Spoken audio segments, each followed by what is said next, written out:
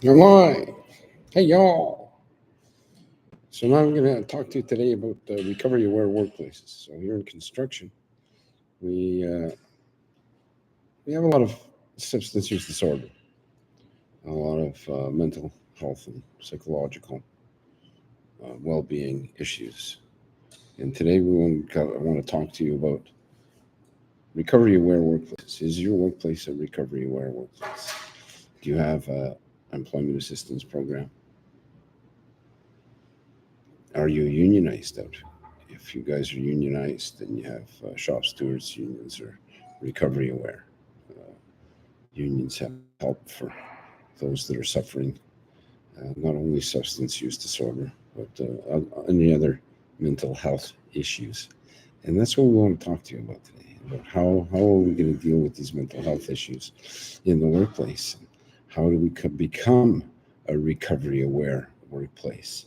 Is there information on your bulletin board, on your first aid board about if you're having challenges, reach out. If you're having family challenges, reach out. And here's a number to call. And psychological well-being is a big thing.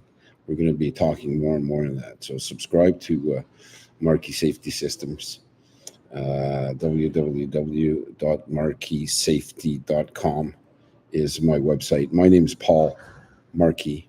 I use my initial E, Paul E. Marquee. And I'm the principal at Marquee Safety.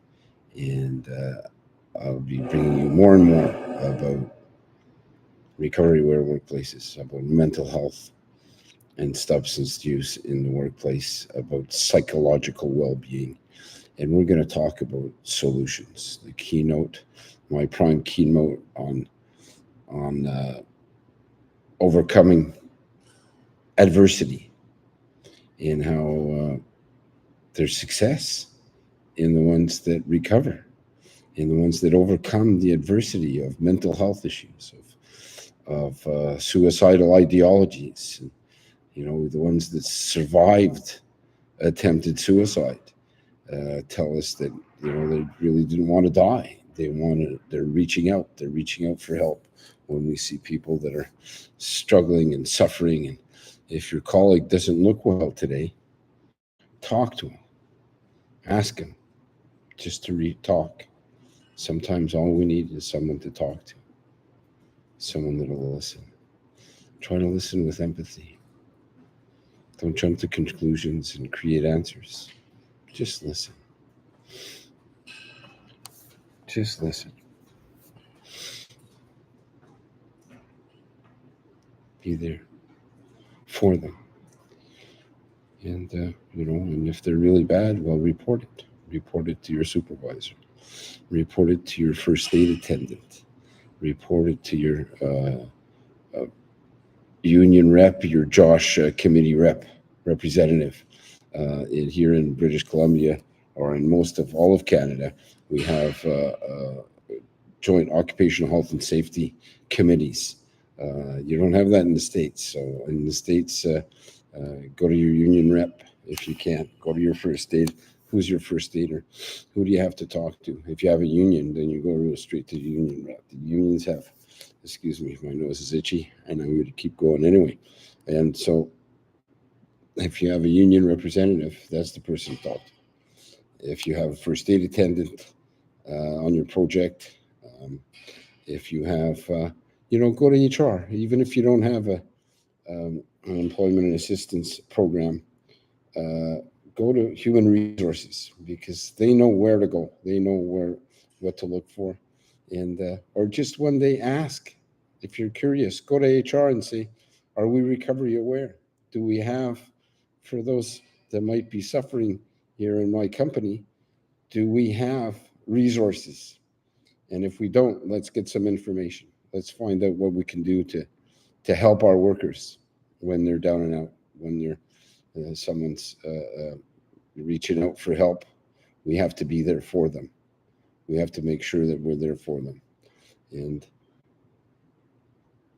yeah, that's what it's all about. It's all about being sure that we're there. And the last thing we need is more suicides. We can prevent these suicides by just being there for these people. We can prevent people having breakdowns, having nervous breakdowns, having anxiety disorders, living with deep depression. It's just an awful thing, and a lot of people turn to substance use, alcoholism. And the alcoholism is defined as not someone that just drinks a little bit too much on the weekends. Alcoholism is well defined in DCM-4, or is it 5? I'll get the information. I'll let you know in the next blog. And so in the next stream, we'll talk about that in further depth. But alcoholism is a state, is a condition when a person can't stop, no matter how much they try. They can't stop. They've lost the ability to stop, to end the thing, and so they drink more and more and more and just can't stop. And we'll talk about that more in the next thread. So that's enough for today. I hope I've been very clear that we should have recovery-aware workplaces, that we need to have recovery workplaces. We need to be more aware of mental health and psychological well-being, especially when it comes to deep depression, anxiety, addiction, and alcoholism. Become recovery-aware. For more information, call 604-889-7140, marquisafety.com. I'm Paul Marquis, coming to you live from Vancouver, Canada.